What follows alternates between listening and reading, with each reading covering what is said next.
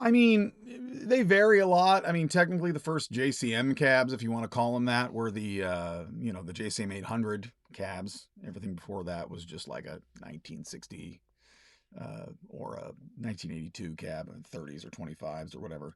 But basically, starting in the late 70s, 79 into 80, the JCM 800 cabs, they started out with G1265s, which were a really cool speaker. I have my white 1982 anniversary series full stack that has those in it, and those are great. And that was about 79 to like 82.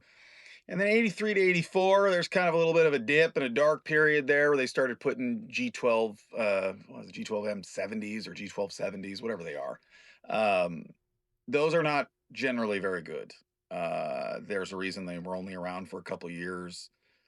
They're just kind of dogs. I'm not saying maybe somebody didn't find a good one out there, but anytime I've ever heard a really bad sounding JCM 800 cab, usually that's what's in it.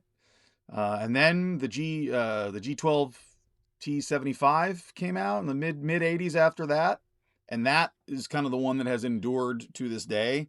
That and obviously the V30s that came later, but the G12 T75s is kind of the sound of the 90s. The original ones definitely sound different than the later 90s ones, although the late 90s ones are still really good. And you can look at the construction of them that they're different. They're definitely the 80s ones are definitely a little warmer, a little more rounded off, and not just because they're older, because at this point an 80s and a 90s cab are both just super beat and super worn in, so that wouldn't be it. But I've I've heard a lot of really good cabs up through the mid to late 90s on the JCM 900 stuff. It's just a little bit of a crapshoot. Sometimes you get a good batch. Sometimes there's good years. I don't really know specifically what the good years are. I just know that the ones in the 80s are a bit creamier and a little less fizzy, and then the ones in the 90s get a little bit like brighter, but that kind of is the sound of the 90s. All the bands that were playing in the 90s, they were all playing those cabs, and it's got kind of a cool, I don't want to say scratchy thing, it just has a cool top end to it that like people worked with and people made records with and worked around, and you heard it at shows all the time. um, Hilariously enough, growing up, I never had a straight JCM 900 or JCM 800 cab.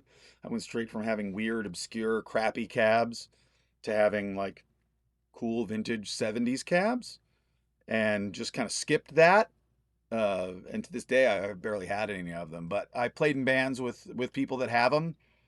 Did a good early 90s straight JCM, or sorry, early 90s straight JCM 900 cab.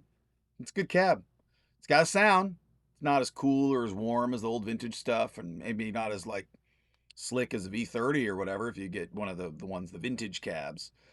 And those are really great.